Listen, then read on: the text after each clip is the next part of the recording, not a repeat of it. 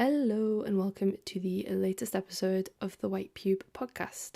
If you're not familiar, the White Pube is a website that I, Gabrielle de la Puente, run with my friend Zarina Mohammed. Every Sunday we post a review of something cultural, or maybe if it's not a review, it might be a story or an interview. The written version of those texts exist on thewhitepube.com, but if you prefer audio, for example, I prefer audio. I never read anything. All of the audio recordings are collected here on the podcast, and there's years of them, so you can go through and enjoy. Today's text is called I Ran Away to Spain. And you know what? It's not really a review or a story or an interview. It's more like a travel log. But I kind of like that we have the variety. I'll read it in a second. Two things before I start. One is that if you want to support the writing that we do, please consider subscribing to our Patreon. Patreon is a platform that means that consumers of content can support the content creator by giving them £1 a month, £2 a month, whatever it is, and all of those pounds add up to that creator's wage, which is what happens with me and Zarina. We get that money and we split it in two. If you are not in a position to help fund that, that's fine. Absolutely fine. But maybe if you enjoy the work that we do, just consider sharing those texts that have made an impact, because that would be helpful too. And we're in a kind of like downward trend with Patreon at the moment. So as much as I resist mentioning it on the podcast because I really just want to cut straight to, the actual text, I kind of need to start mentioning it. I'm sorry. The second thing is that there's mention of like suicidal ideation in this text very briefly, and then things go back to an even keel, I would say. It's nothing, I wouldn't say it's major, it's just like a arm's length thing, but maybe you're not in the mood for it today, and again, that's fine. Okay, I hope you enjoy and maybe listen to the end for the emoji of the week. Let's go. I'm sitting alone in a cafe upstairs in the Guggenheim Museum, Bilbao, on the northern coast of Spain. Very funny of me. I'm really not supposed to be here. I'm chronically ill. I speak bad Spanish, not Basque. And I should be saving every penny for a deposit on a house instead of taking myself on holiday. Not that I'm splurging. I'm staying in a £30 a night capsule hotel with Russian tourists and a lone Japanese businessman. The beds, which look something between bunk beds and lockers, are like Tron-themed cryogenic chambers that deliver comatose bodies aboard spaceships in science fiction films. I've never slept so well in my life. Bilbao, the Coffin Hotel. The whole thing is making me laugh. I've got that good giddiness that comes with travelling alone or pulling off a really good surprise. I haven't told anyone I'm coming here. No one. And that is the best part of the joke. It's giving me the kind of giddiness that doesn't appear and then burst, but is balanced and warm, lasting longer than it should, like tilting your head back to blow a Malteser in the air and rotating it an inch from your lips, like a tiny, sweet planet. Very, very funny. So funny that maybe I don't need to own a house one day. I feel good enough right now, floating out of the spaceship and around this big tinfoil museum. I'm happy, I'm dizzy, I'm fine. I bought the cheapest notebook from the gift shop downstairs so that I could start writing a review of the Guggenheim by hand in the cafe, shaking hands. We've never reviewed anything in Spain before, and our readers are going to want to feel what it's like through all of these carefully chosen words. However, sat next to a floor-to-ceiling window, I've mostly been watching a child run through hot fountains below. She really looks like she could grow up to be me. I want to take my shoes off and stand in the water, but there's a heat wave in Bilbao, and the walk from the hotel to the museum singed my blood. I felt terrible. Arrived hours ago in a fever dream scene. There was a troupe of cosplayers outside the main entrance filming tight dance routines to a crowd of applauding tourists. And behind them, a 12-meter high sculpture of a dog covered in flowers. But nobody was clapping Jeff Koons. I found the cafe, found pinchos along the bar, anchovies across globs of Basque-style ratatouille. This is a chronic illness exacerbated by heat, crab cakes with extra salt to recover. I knew then that I was going to have to wait in the museum until the heat died down, and that was a novel dilemma. To try being in a museum for an entire day, even as a critic. I'm normally in and out of these places because I don't see art anymore so much as I see powerful choices being made. Which art, by whom, and from where?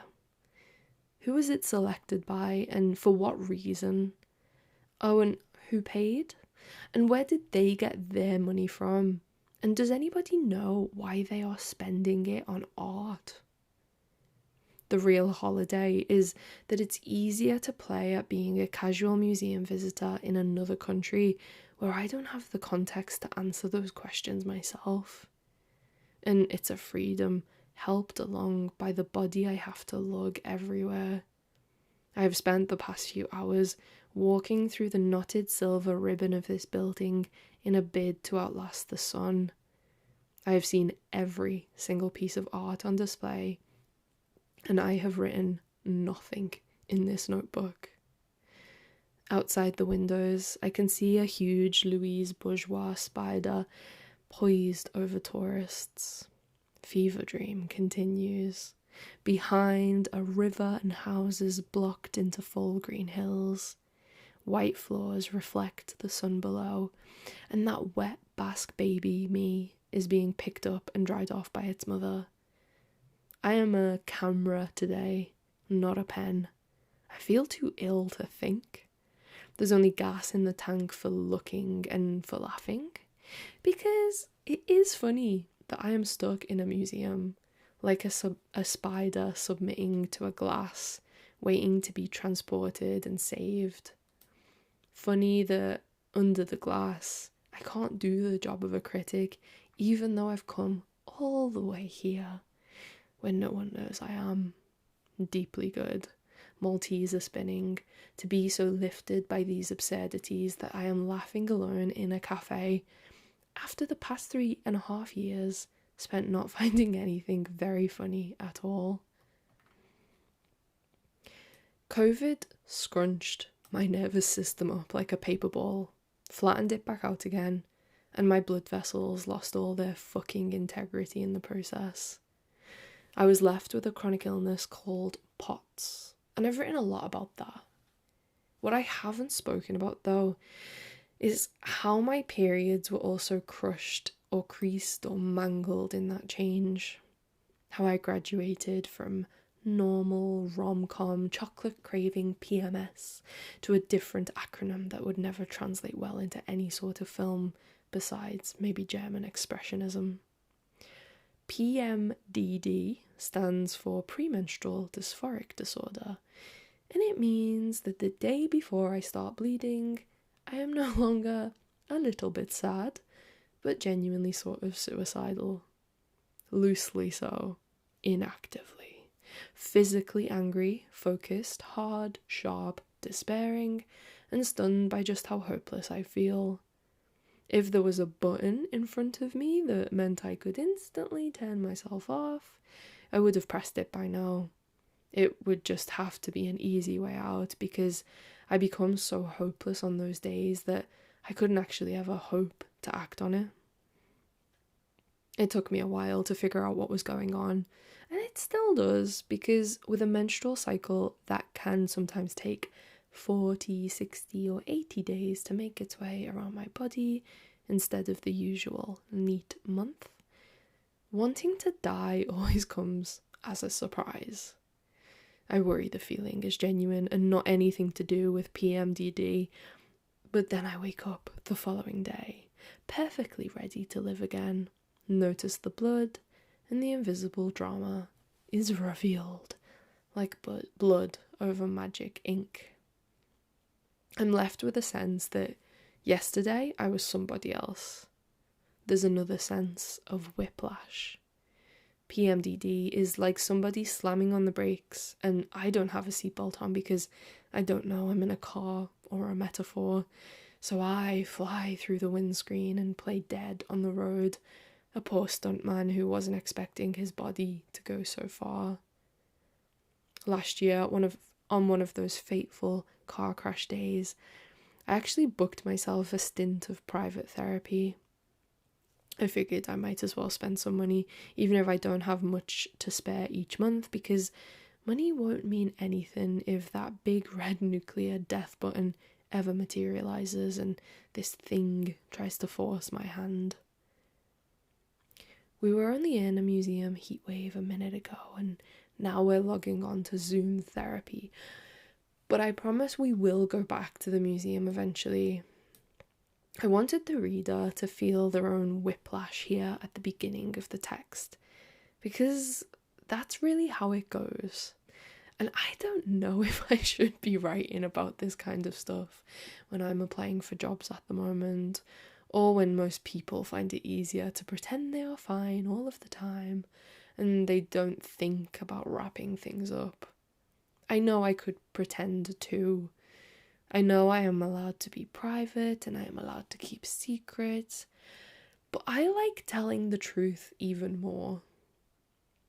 When I write, I'm standing in that final section of airport security where travellers are asked to declare if they're bringing anything especially interesting into the country. No one ever bothers, but every text I write has me stopping at that point, ringing the bell for someone's attention, and tipping the contents of my suitcase over those stainless steel tables. It's all dirty clothes and a few cheap souvenirs.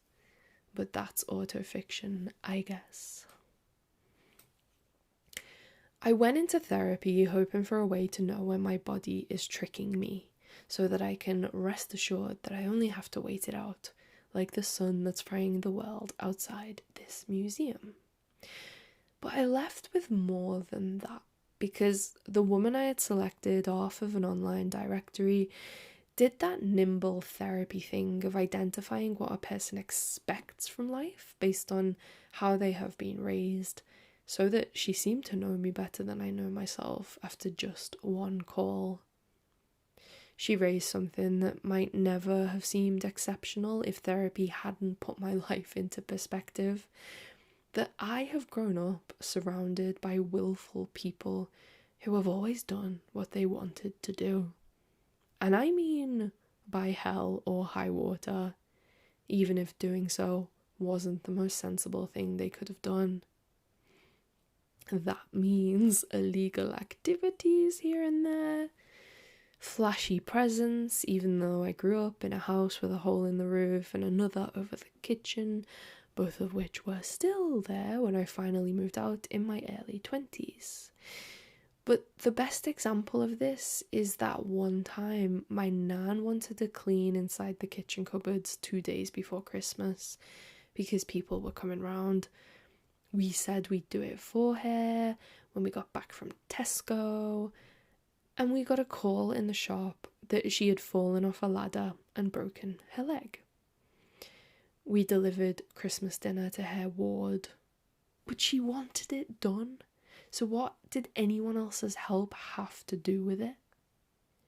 It was this day-to-day genetic determination that caught me out, because I hadn't realised it wasn't normal.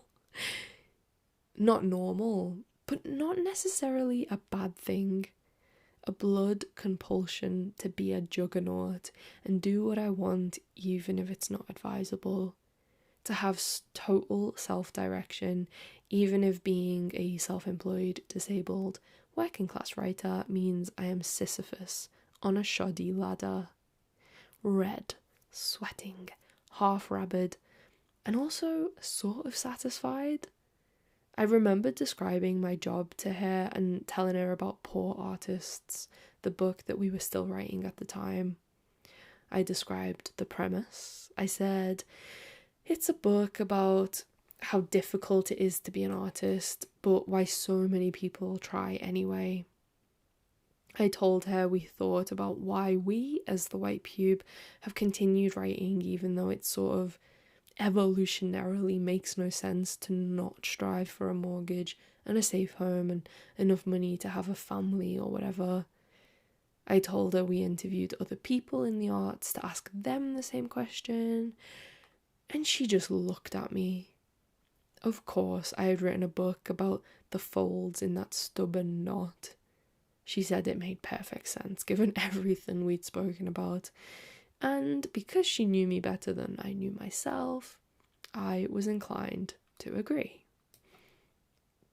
Therapy dropped a stone into the well to show how devastating chronic illness has been. Now that I understood the matrix of myself, I could see how POTS was like an insult to my body and PMDD like being hacked. Both restrict me from doing what I want to do and being who I want to be, and that's bad and almost obvious.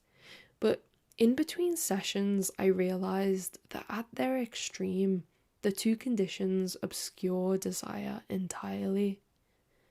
At that point, I didn't have the words to explain that to someone who didn't already intimately understand the experience of chronic fatigue. It doesn't sound real when I type it, but when POTS is at its most disabling, I'm not lying there wanting to get better. A lack of energy and an abundance of pain means I'm not wanting anything, not even relief. I'm just lying there, ill, so worn down I'm suddenly accepting of the whole situation. It's not because I let go of my self-worth, but because I let go of myself. I feel more like a body than a person, someone who can witness but not participate, someone whose hands can shake around a pen sitting in a cafe in Spain, but who can't think of a single thing to write. What I did tell the therapist is that I have been having trouble pacing myself. In lieu of treatment, energy management or pacing is the advice given to people with chronic fatigue. Say you have an hour of energy, you would only use 45 minutes of it. The idea is that you rest before you need to, and that way you might find the quarter of an hour you saved is longer now for having broken up the original one-shot hour of activity. It doesn't always work, but to try you have to be careful and appropriate and disciplined rather than being any of those things. For 3.5 years, I've been experiencing boom and bust cycles. I use the whole hour, hit the wall, tap my foot while I recharge before taking an inch and running a mile again and again and again. But when I told the therapist apologetically about this terrible thing I was doing against my doctor's orders, she asked if pacing was really in me. How could I ever play it safe when playing it safe wasn't in my nature? I felt a pressure lifting that I hadn't realised was there, and then she said something a doctor would never suggest. She asked if I would rather boom and bust more consciously, and even let myself enjoy it. Go into it knowing I will always push myself because an hour feels better than 45 minutes. And yeah, I can take the bust if I know I've had my fill, because that feels like a better deal somehow. And no, it's not sensible or good for me, just inevitable, ancestral. There are going to be people reading or listening to this, and maybe they work for airport security or the NHS. Who will want to know the name of that therapist so they can get her struck off? I will never say. She has helped me more than doctors ever have by daring me to be myself again, by hell or high water, by crash or flare or fuck up. And I needed that. To be asked what I want no matter the consequences, because I've never really cared for those. And I told her I wanted to travel and also to become fluent in Spanish. They'd both exhaust me, but it's not like I was going to die. I thought that actually I would probably live longer if I tried. I'd been paying her £50 a session so that she could help me safely exit the vehicle, but I knew I had to stop therapy so that I could spend those £50 on making other wishes come true. She understood and wished me the best, and I felt excited and reckless and brave, and God, I wish I could cut to Bilbao. Tell you I took all of her advice on board and self-actualized into my final form, sick girl speaking Spanish in Spain. But, and this is no exaggeration, I got so sick over winter that I forgot last year's therapy ever happened. POTS hits my memory hard, worn down, accepting, slow to react and hot to the touch, like an iPhone pinging constant notifications that its battery's health has significantly deteriorated. A notification I usually like to ignore so that I can boom on purpose, but couldn't. Not until spring let me move around again and think and read, and I happened to sneak a look at someone else's advanced reader copy of the new Miranda July book, All Fours, which repaired me better than the Genius Bar ever could. All Fours is a novel about a writer who goes on a midlife crisis solo road trip from California to New York. She thinks it's going to be monumental, mindful, etc. Except what actually happens is she stops in the first town she comes across, looks around a shop, gets some food, and despite the fact she is only a half an hour drive away from the husband and child she has left behind at home, she decides that instead of driving all the way across the full-named United States of America, she's just gonna secretly stay in this one place for the rest of those 2-3 weeks she's told everyone she's away for. The book is 2 cupped hands around your ear telling you what happens inside a good secret. And it's very good because the writer lives a different life while she loiters. Untethered from all responsibility and context, she decides only to do what she wants. And like a wheel that has popped off its axle, she follows her own momentum and knocks into things and bounces off of other ones with this building spontaneous desire. It's great.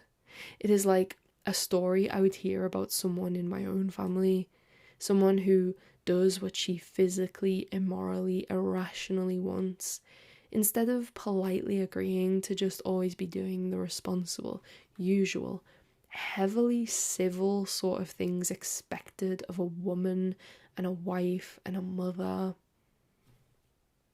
The opposite of seeing the kid with my 1990s toddler hair and face running through the fountains outside the Guggenheim, All Fours was like reading a spoiler about who I am going to become when I'm older.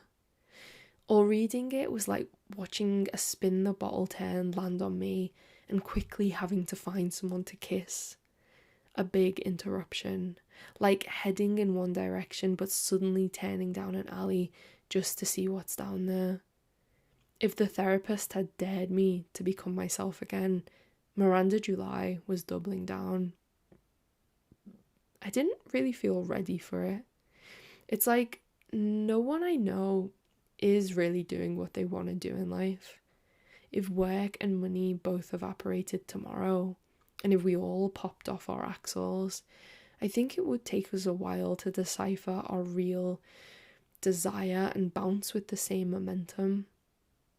so greased into these routines that seem decided for us because a lack of money stipulates where we live, how we work, where we go, who we know, and even the shit that we eat.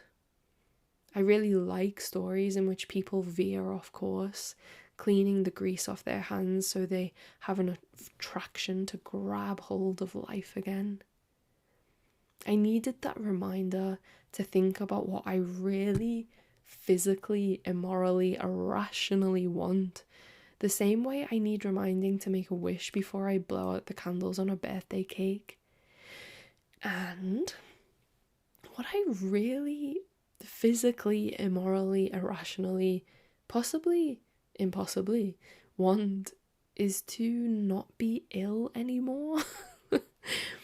I want health more than language fluency or good legs for travelling or a mansion or a Devon Rex cat or a successful career as a writer.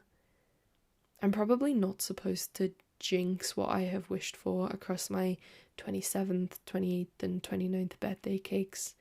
Secret commiserations in June to be wished for again next month when I turn 30. But the wish is starting to leak out of me, and I want this state to change. Towards the beginning of All Fours, Miranda July writes a line of dialogue for the protagonist who is describing the difference between herself and her husband before she leaves for that trip that doesn't really happen. She writes, "I also don't love getting in pools, by the way. Sunday nights, packing for trips, any transition. Whatever state I'm in, I just want to stay in it, if that's not too much to ask." She says it because her husband is the opposite, and so am I. Vaguely flickering, craving variety. Or I was, or I still am, even as chronic fatigue tries to close the airspace around me, turns music to white noise, takes a single image of my life, the ceiling of my bedroom, and plays it on a loop behind my eyes and also behind everybody else's. Just one maddening fixed state.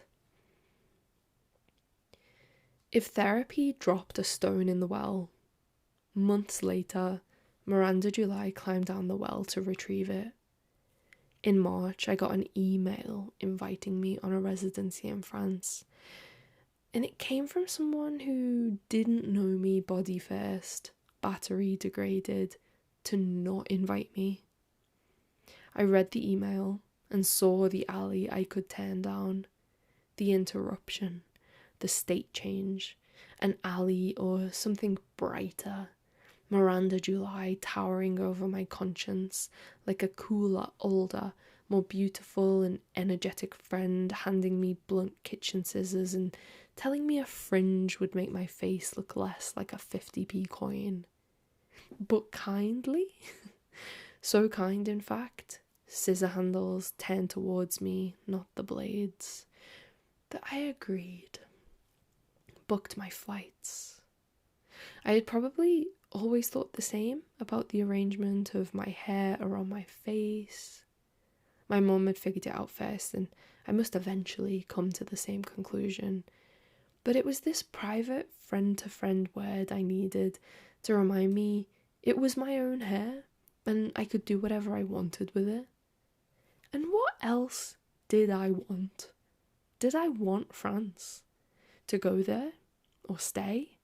Or to have more than that? Something like Spain? How amazing that a book can take the place of more £50 for therapy. God, I think I was half dead before reading and half alive after. It wasn't going to be a very good idea for my body if I went, but that is why going was so fun. I slept a lot, sweat through clothes, and felt like I'd been beat up. It was illogical and good, the pain a new sign of resistance. I had a sense that yesterday I was somebody else, Except this time I was making that decision instead of having the decision made for me. And by the end of the week, the premise of going back to England on the return flight I'd booked just seemed like comical, like reading a book back to front. I started fidgeting, legs rattling like they were revving up for something. Every night I lay in my bed in the French countryside looking at maps. It was like checking the social media accounts of someone you fancy, imagining a life with them, or coming back to the same picture over and over again because it's the best thing you could have on your phone. I kept eyeing the distance between my location and the border to Spain. It was only a 3-hour train from Béziers to Barcelona. It's 2 from London to Liverpool. 3 from one country to another. 3 made me want to email last year's therapist and tell her what I was going to do. Miranda July made me want to tell no one. Miranda July made me question if I should even be writing this text. I saw white flamingos from the train. I saw one fantastical industrial building with solid bases and convoluted diagonal columns that looked like a doctor's office toy dipped in concrete. I saw farmhouses further inland and people parasailing on the water when we swung back out. The flamingos looked statuesque and totally incomplete. They made me think about this girl I used to go to school with. She wore 3 layers of mascara every day and told me that she waited a while in between each layer because reapplying mascara to a dry surface built it up even higher. But she came in one morning with a completely bare face, and it was more shocking than it should have been. Her eyes looked like they were caving in, as though mascara had become scaffolding to her body, and the 2 load-bearing walls along her eyes had folded. Now that literature has given me new language to understand the friction between me and the world, I wonder if I felt bad for her because she had locked herself into one state, and I would never risk doing something like that. I think she saw my jaw drop, and maybe other people's did too, but she never came into school without her signature makeup again. I had to tell the people I was staying with in France that I was going to Barcelona, because I had to ask them not to drive me to the airport. I told my boyfriend too, because he was expecting me home. I knew when I got off the train that I wasn't going to be staying very long. There were too many people for my liking. A private room in a hostel was the same price as a hotel. Every building was beautiful, but the ground was filthy by the end of the day, and I quickly remembered how rude tourism was. Rude in how much a tourist expects from a place, and rude in the ways the place has to contort itself to accommodate those expectations. I had to pay a tourism tax of €7 a night to neutralise that rudeness, which is probably fair. I spent my time enjoying the most outdoor seating I have ever seen in a city, remembering some of the Spanish I used to know, doing a second-hand clothing crawl, stopping once at a fish bar for octopus, looking at hand-dyed yarn, and wishing I could have booked to see inside Gaudi's mad cathedral. I was following the whim schedule, and it was already sold out. I checked the trains leaving Barcelona. I looked at flights and coaches too. I packed the low-cut top covered in flowers that I'd found for €2 and the skein of ultramarine wool, and I woke up early the next day to get on an 8-hour coach to Bilbao. Barcelona had been too hot, and I thought if I went further north, things would cool off. But in the rush of good whimsy, I never checked the weather. And it was only when I was watching the Spanish news at a rest stop that I heard the words for heat wave, and I didn't even care. I was in such a good mood. I could have stayed on the coach forever. I listened to the entire audiobook for John Wyndham's 1951 novel, The Day of the Triffids, while the landscape outside the bus windows rose up from flat, burnt yellow fields to Norwegian-looking forests. 8 hours was nothing. I could have gone for days. On the walk to the Capsule Hotel, I passed buildings dressed in the red and white stripes of the local Spanish football team and felt like skipping. The concierge asked if I wanted the tour in English or in Spanish, and I understood every word of the Spanish tour he gave me. I headed downhill to the river and found a Chilean Spanish tutor I could book when I finally returned to England. I also ordered a calimocho, equal parts red wine and Coke, off a waiter who grinned when I asked for one. I hadn't had a drink since I got sick. Just felt like I finally had something to celebrate, more than I have on all of those sad birthdays. My boyfriend called to ask what Barcelona was like, and telling him I was actually in Bilbao kind of felt like looking at your bank account and having more money than you expected. Like the therapist, he knows me better than myself, knows what I think about things, knows where I am, knows how I feel at all times of the day, knows enough to clone my identity and perform the dance of Gabrielle. So it felt like a gift to give him something new. I slept solidly in my capsule, locked away from the sun, and the next day I sought refuge in the museum. The museum, the Silver Museum. We are finally back where we began. I never told you about any of the art I saw inside the Guggenheim because most of it didn't register. Art I already knew, old feelings I'd processed before. I appreciated the huge Richard Serra installation that seemed an elbow away from tipping over and crushing the museum visitors, and that wasn't fixed to the floor but balanced by its own weight and shape. But there was a better example of the same effect in a different piece upstairs, in an artwork that I was still feeling when I got to my second go of the cafe, and was still there in my gut by the time I got home, and still there when I sat down to write this text. An untitled piece from 1984 by the Italian artist Giovanni Anselmo. It consisted of a long row of white canvases leaning against a wall in what might have been the biggest gallery room I've ever been in. The canvases were slightly taller than humans, looming and evenly spaced, and thrown over the top of each one, like a pair of shoes knotted together with their own laces and wellied over the phone cables that stretch across the street. There were two huge stones connected with a short piece of steel cable.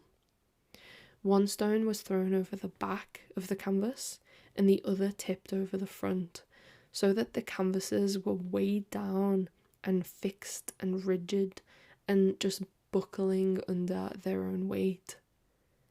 The steel cable connecting the two rocks was visibly digging into each canvas, denting through the material and into the wood, so that every leaning canvas looked hurt. I didn't have the words on that hot, sick day to articulate why that particular artwork was the only thing that mattered, but it all seems so obvious now. The canvas is the artist. and the rocks are the real world, made of the real world, heavy, mind in hell. The canvas is the body, and the rocks are sicknesses that ground that body in one place, police and imprison it. The canvas can change states, but the rocks won't let it. The canvas is the thing that can run away and be proof of real imagination and become something else or someone else, and the rocks around its neck won't let it. I think I knew that the blank canvas is free to do anything it wants, and the cut in the wood by the thick steel cable are the consequences. It was the perfect illustration of my own stupidity or my determination or my family. Leaning in a diagonal against the wall, the canvas is my nan climbing up that ladder, and the steel cable is breaking into the wood like the broken leg she once ended up with. An artwork between play and punishment. I never looked up what the artist or the curator thought of the work because I like to create meaning too. And I didn't need to write anything in that notebook I bought from the gift shop because I wouldn't forget how that made me feel when all of this is just always true inside me. I think everyone should run away. At least once. Or maybe more than that.